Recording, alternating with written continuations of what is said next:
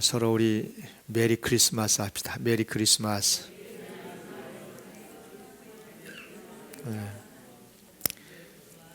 성탄절을 맞아서 우리 주님의 구원과 평화, 은혜가 충만하시기를 기원합니다. 우리는 일반적으로 성탄절과 고난주간을 몹시 다르게 지내죠. 고난주간에는 주님의 십자가를 생각하니까 마음이 많이 아프고, 그래서 주님의 고난을 생각하면서 금식하는 성도들도 많이 있지요.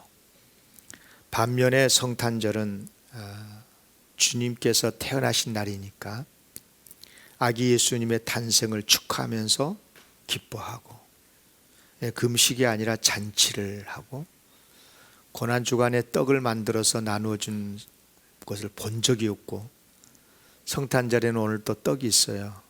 이렇게 나누고 이런 일을 하잖아요. 잔치를 해요. 물론 이런 모습이 인간적으로는 매우 자연스러운 거죠. 그렇지 않습니까? 예수님이 십자가에 달려서 고난을 받고 죽으셨으니 슬플 수밖에 없고, 반대로 예수님이 이 세상에 태어나신 거니까 아기 예수님 탄생을 서로 기뻐하고 찬송하고 경배하고, 그건 당연한 것입니다. 그러나 우리가 조금 깊이 생각해 볼 필요가 있습니다. 먼저 우리의 입장에서 한번 생각을 해보겠습니다. 여러분, 예수님이 세상에 오신 성탄은 정말이지 우리에게 말할 수 없이 기쁘고 감사할 일이죠. 우리를 구원하실 예수님께서 정말 인류가 그렇게 사모하고 있는 그리스도 메시아가 오셨으니 어떻게 감사하지 않을 수 있겠습니까? 정말이지 우리만 생각한다면 성탄은 최고의 복이고 기쁜 날입니다. 그러면 예수님께서 채찍에 맞으시고 십자가에 죽으신 것은 어떻습니까? 역시 의미적으로만 본다면 말할 수 없이 이것도 기쁜 일입니다. 감사할 일이죠. 안 그러겠습니까? 우리를 구원하러 오신 이 땅에 오신 예수님이 드디어 구원의 역사를 이루기 위해서 우리의 모든 죄를 십자가에 지시고 등에 지시고 십자가에 죽으셨으니 이 어찌 기쁘고 감사하지 않을 수 있겠습니까? 아무리 예수님이 세상에 구원의 주님으로 오셨다고 해도 십자가에서 죽지 않으시면 예수님 우리를 구원할 수가 없어요.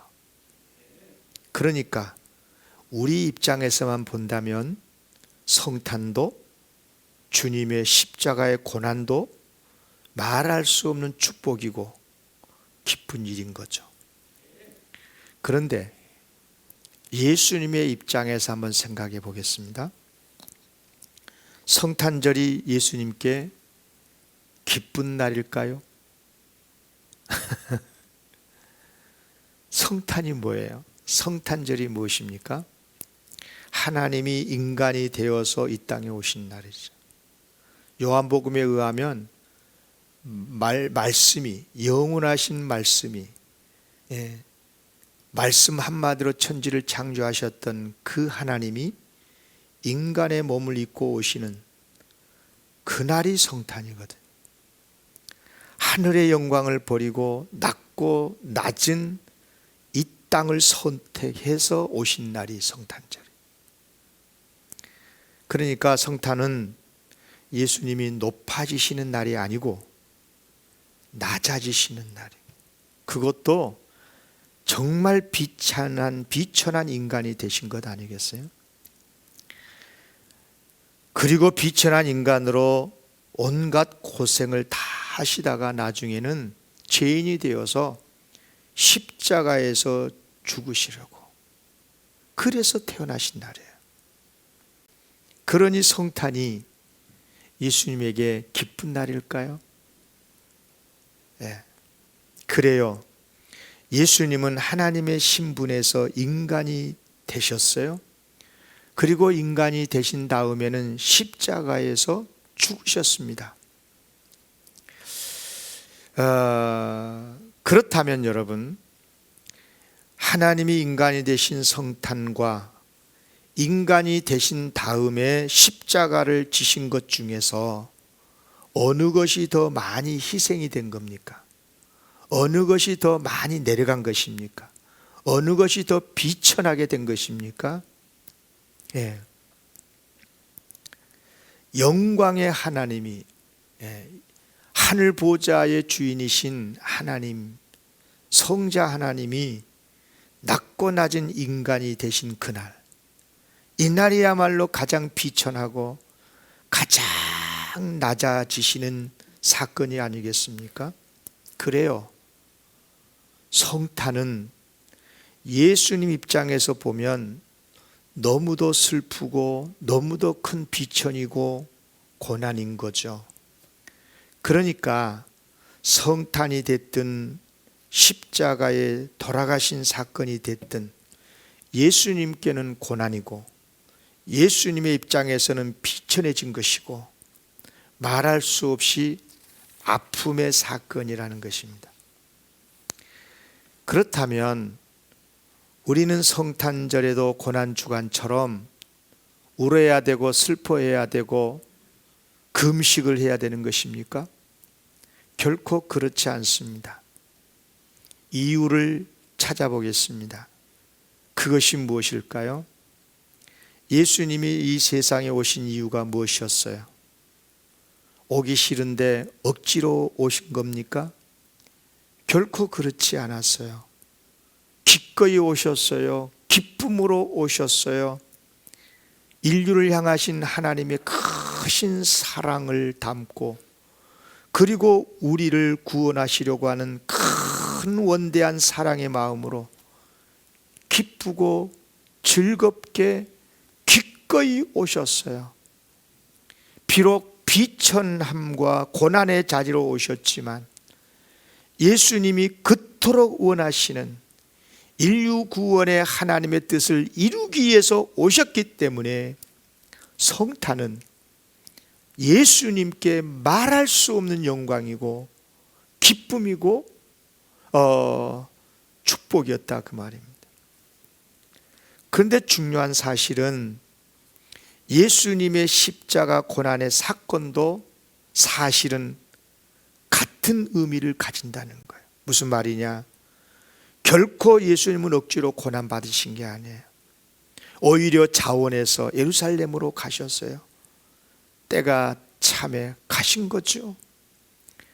그리고 순순히 체포를 당하셨어요. 잡힐 줄 알면서도 겟세마네 동산에 가시지 않았어요.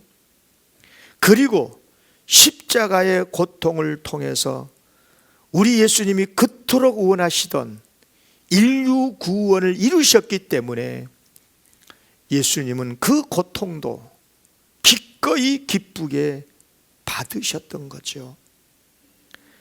여기에 대해서 이사야서는 이렇게 설명을 합니다. 53장 10절에 보면 여호와께서 그에게 상함을 받게 하시기를 원하사, 여기서 상함은 고난이죠. 십자가입니다. 질고를 당하게 하셨은즉 그의 영혼을 속건제물로 드리기에 이르면 그가 씨를 보게 되며 그의 날은 길 것이요 또 그의 손으로 여호와께서 기뻐하신 뜻을 성취하리로다. 11절 그가 자기 영혼에 수고한 것을 보고 만족하게 여길 것이라. 자기의 수고를 만족하게 여긴다는 거죠. 나의 의로운 종이 자기 지식으로 많은 사람을 의롭게 하며 또 그들의 죄악을 친히 감당하리로다. 이 말씀은 무슨 뜻이냐면 옛날 이사야 선지자를 통해서 예언된 메시아 고난에 대한 예언의 말씀인데, 메시아 그리스도가 인류 구원을 위해서 고난을 당한 다음에 그 결실을 보고서 말할 수 없이 만족하고 기뻐하게 될 거라는 말씀인 거예요.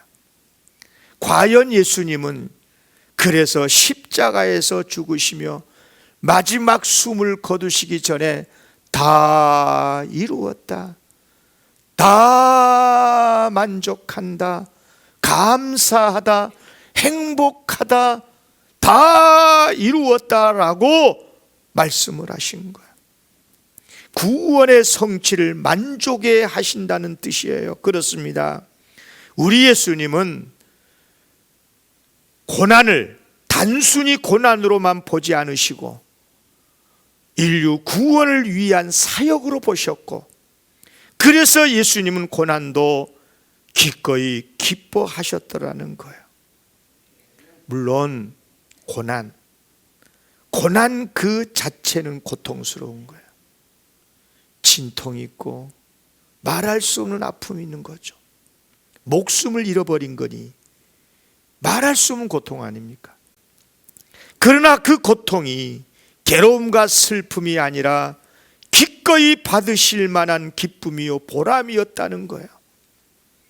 이것은 마치 어머니가 자녀를 낳을 때 고통스럽지만은 그 고통이 괴로움과 슬픔이 아니라 기쁨과 행복인 것과 똑같습니다.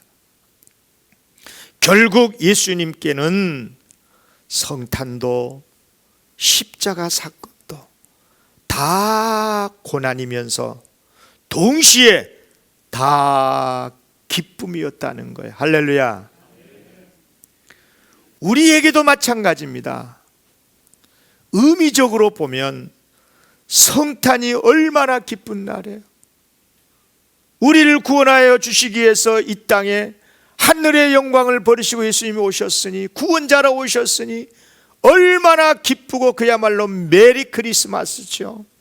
그러면 십자가는요, 의미적으로 볼 때 십자가에 돌아가신 게 얼마나 감사할 일이냐 그 말이에요. 그러면서도 동시에 송구스럽고 죄송하고, 나 때문에 영광을 버리시고 오셨으니, 나 때문에 십자가를 지셨으니 죄송한 거죠. 마음 아픈 거죠. 그래서 우리는 울기도 하는 거죠. 다만 성탄절에는 주님의 고난이 감추어져 있고 세상에 오신 것만 드러나 있기 때문에 감사하고 기쁨이 더 많이 나타나는 것이고, 반대로 고난 주간에는 주님의 고통이 확실히 드러나기 때문에, 그래서 감사하기보다 찬양 드리기보다도 송구함과 슬픔이 더 많이 나타나게 되는 거지요. 그렇습니다, 여러분. 성탄절은 예수님의 말할 수 없는 희생의 날이면서 동시에 큰 기쁨의 날입니다. 그런데 여러분, 이것을 아십니까? 이 기쁨의 성탄절에, 이 감격스러운 즐거운 성탄절에 성탄의 주인공이 되신 예수님께서 큰 슬픔에 빠질 수도 있다는 것을 아십니까?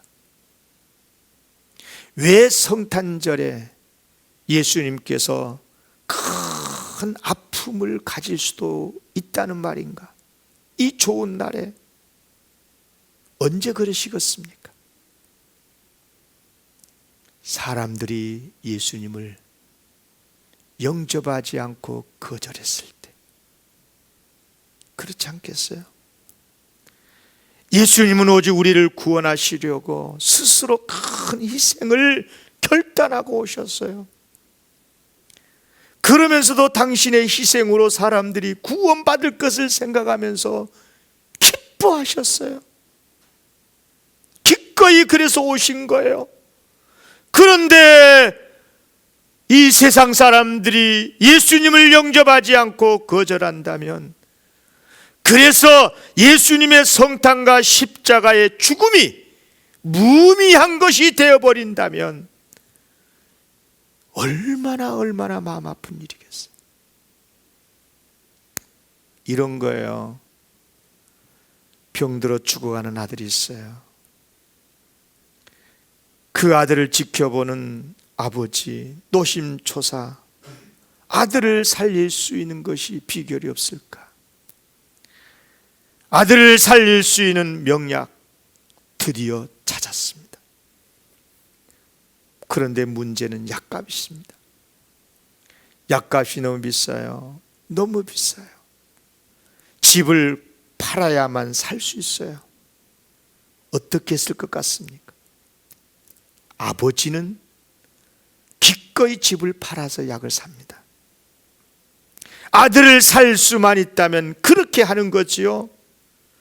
이것은 하나밖에 없는 집을 팔아야 된다는, 집을 이제 잃어버린다는 것 고통이지만, 그러나 그 고통에 비할 수 없는 하나밖에 없는 아들을 살리게 되었다는 기쁨이기 때문에 그렇습니다. 아들을 살릴 수 있는 큰 기쁨이 집을 팔아야 한다는 고통을 이겨내는 거죠. 기꺼이 이겨내는 겁니다. 그런데 말입니다, 이렇게 귀하게 얻은 약을 아들에게 주었어요. 그런데 아들이 안 먹겠다고, 지금 뭐 하냐고 아빠가 그러면서 다 쏟아버린다면 그때 아버지의 마음은 어떻겠습니까? 그 아픔, 그 속상함 어떻게 다 말로 표현할 수 있겠습니까? 성탄절이지만 예수님께서 슬퍼하실 수도 있다는 걸 아십니까? 바로 슬퍼하신다면 바로 이런 이유가 아니겠습니까?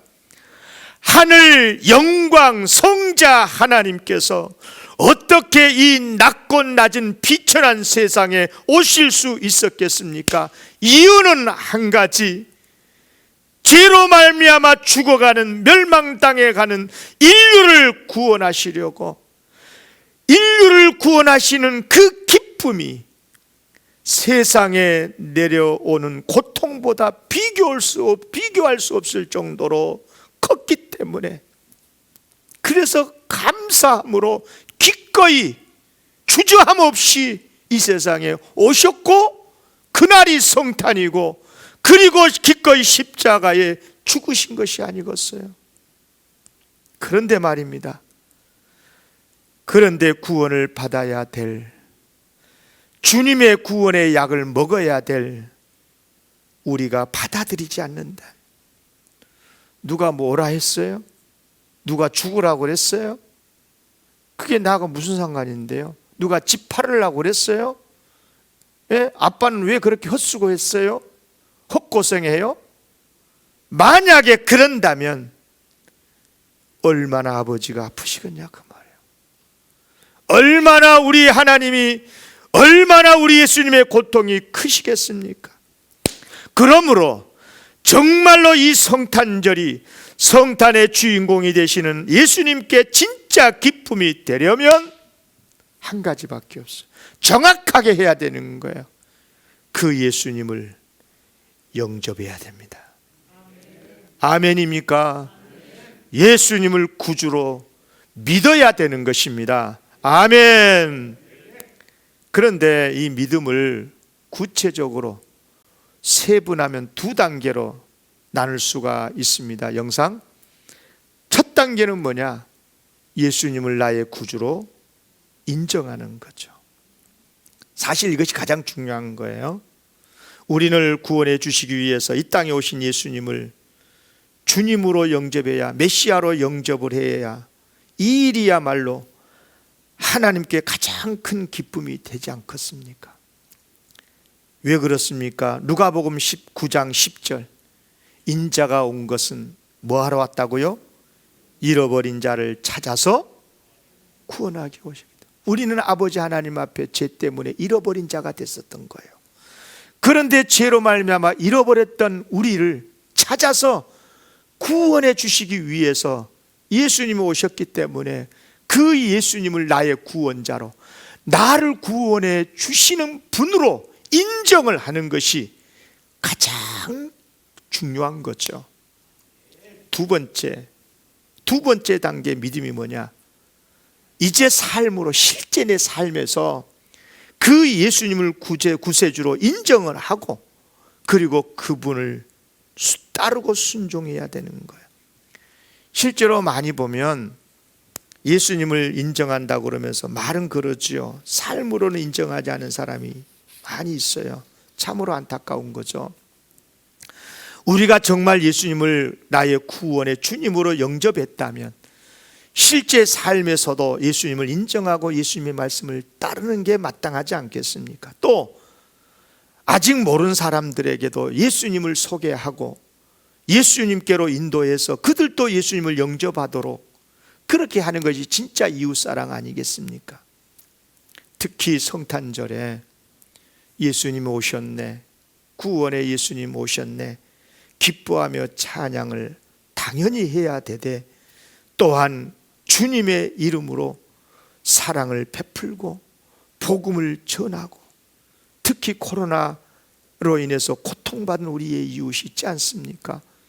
그들에게 예수님의 사랑을 나타내고 정말 예수님께서 이 세상에 오신 목적을 보여줘야, 그래야 진짜 기쁨의 성탄절이 되지 않겠습니까? 특별히 이 시간 2021년 이 성탄절에 꼭 배우고 순종해야 될 중요한 진리가 있어요. 여러분, 예수님이 세상에 왜 오셨다고 했습니까? 하나님의 영광, 사람들의 평화, 천사가 그렇게 노래했잖아요. 2장 14절 말씀, 지극히 높은 곳에서는 하나님께 영광, 땅에서는 하나님이 기뻐하신 사람들 중에 평화로서. 예수님이 이 두 가지 목적을 이루기 위해서 오셨다잖아요. 아멘. 이게 천사의 노래인 거예요. 천사의 메시지입니다. 과연 그 목적을 이루기 위해서 오셨는데, 그런데 방법이 뭡니까? 높아지고, 그게 아니고 스스로 낮아지심으로, 당신이 낮아지심으로 하나님의 영광을, 그리고 사람들에게 평화를 주는, 그게 바로 낮아짐을 통해서 됐다 그 말이에요. 이것을 위해서 예수님은 기꺼이 낮아지셨고, 우리를 용서해 주시기 위해서, 구원해 주시기 위해서 십자가 달려 죽으셨다 그 말이에요. 빌립보서 2장 6절에서부터 말씀하잖아요. 그는 근본 하나님의 본체시나. 예수님이 설명하는 거예요. 하나님과 동등됨을 취할 것으로 여기지 아니하시고 오히려 자기를 비워 종의 형체를 가지사 사람들과 같이 되셨고, 사람의 모양으로 나타나사 자기를 낮추시고 죽기까지 복종하셨으니 곧 십자가에 죽으심이라. 그렇다면 여러분, 예수님께서 하나님께 영광을 돌려드리고 이 땅의 모든 사람들에게 평화를 주기 위해서, 구원을 주시기 위해서 오시는데, 그 방법이 낮아짐을 통해서 그 뜻을 이루었다면 우리도 마땅히 그래야 되지 않겠어요? 하나님의 영광을 위해서 산다며, 인류의 평화를 원한다며, 그렇다면 우리는 예수님 닮아서 그렇게 해야 되지 않겠습니까? 어떻게? 낮아짐으로, 겸손하게, 섬김으로, 희생함으로 해야 되지 않겠냐 그 말이에요. 용서해 줘야 되고 화해하고, 성탄절이 그런 날이잖아요. 평화를 회복하는 날이잖아요. 축복합니다. 여러분의 가정에, 우리 교회에, 우리나라 안에 이 성탄절에 이와 같은 축복이 있기를 원합니다. 그러면 어떻게 해야 하나님께 영광을 돌릴까요? 이웃과의 평화를 이룰 수 있을까요? 예수님처럼 하면 돼요. 예수님처럼, 우리의 구주 예수님처럼, 우리의 임금이신 예수님처럼 낮아지고 희생해야 돼요. 이른바 희생과 겸손을 통해서 우리는 예수님처럼 하나님께 영광을 돌릴 수 있고 영화롭게 할 수 있고 이웃과 평화를 이룰 수 있다고 말해요. 너무너무 중요한 이야기예요.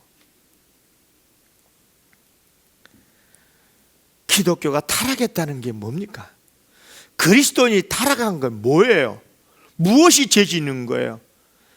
여러분, 사회윤리학적으로 해석하면 안 돼요. 이건 기독교인적 그 해석이 아니야.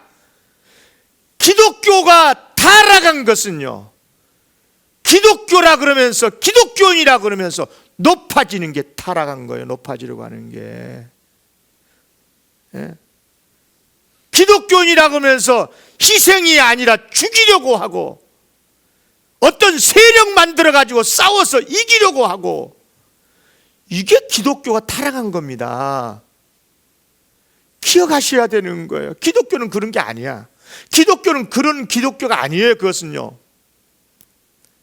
여러분, 예수님은요, 하나님의 영광과 인류 평화를 위해서 오직 방법은 한 가지 사용하셨어요. 낮아지고 희생하고 겸손해지는 거였어요. 본디 하나님의 본체셨어요.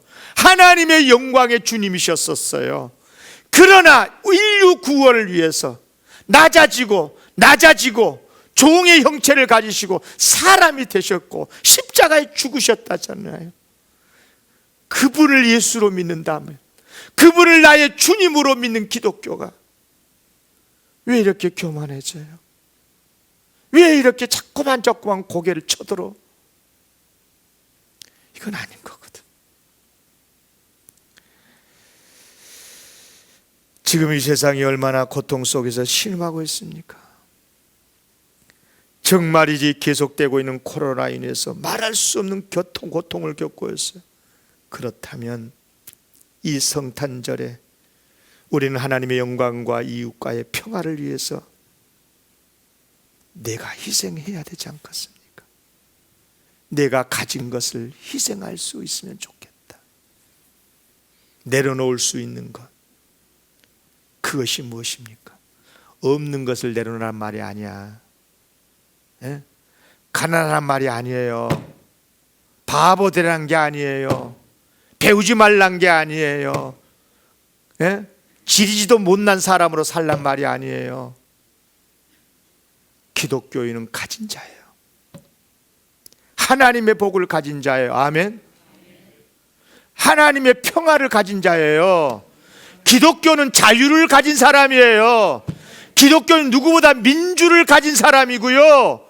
기독교는 누구보다 인권을 가진 사람이고요. 기독교인은 정말 주님의 은혜로 말할 수 없는 복을 받은 사람들인 거예요. 중요한 것은 그것을 내려놓아야 돼요. 그것을 내려놔야 돼요. 저는 무엇보다도 우리 그리스도인이 코로나 시대에 갖추어야 할 것, 결론입니다. 크게 읽으셔야 돼요. 오늘 제가 이 설교를 하려고 준비를 했어요. 이 설교하라고 지금까지 설명을 했어요. 크게 읽겠습니다. 시작. 이웃 앞에서 겸손과 절제. 이웃이 고통하고 있잖아. 죽겠다고, 너무너무 힘들다고, 일상을 잃어버리고 울고 있잖아요. 지금 너무 힘들다고 하고 있잖아요. 그런데도 나의 인권, 기독교인의 인권을 말하고, 그러면서 그들을 향해서 투쟁하면 되겠냐고, 교회가. 진짜 예수 정신을 가진 사람이요, 예수님의 오심의 성탄의 의미를 안다면 낮아져야 되는 거예요. 겸손해져야 되는 거예요. 절제해야 되는 거예요. 내게 있는 것, 그것이 자유든 행복이든, 때로는 자유를 절제하는 거잖아요. 행복을 절제하는, 장례식 가가지고 방금 로또 당첨됐다고 하하하 그러면 되겠어요? 남의 장례식 가가지고. 진짜 못된 사람 아니에요. 여러분, 내 안에 행복이 있고 기쁨이 있고 자유가 있더라도 이 고통의 코로나 팬데믹 가운데는 절제할 수 있어야 되고, 나의 자유를 좀 절제하고 억제하고 물질이 있더라도 억제하고, 내가 가졌더라도 자유롭게 다닐 수도 있어도 절제하고, 바보라서가 아니라 이게 바로 기독교의 정신이다 그 말이에요. 할렐루야. 이 성탄절에 그러시기를 바랍니다. 요즘 저는 이런 생각을 많이 합니다. 진짜 희생이 뭘까? 진짜 섬김이 뭘까? 여러 가지 말할 수 있겠지만 가장 큰 희생과 섬김은 어쩌면 겸손인지도 모르겠다는 생각을 해요. 사람들이 얼마나 명예, 인권 중요하게 생각하는 시대입니까?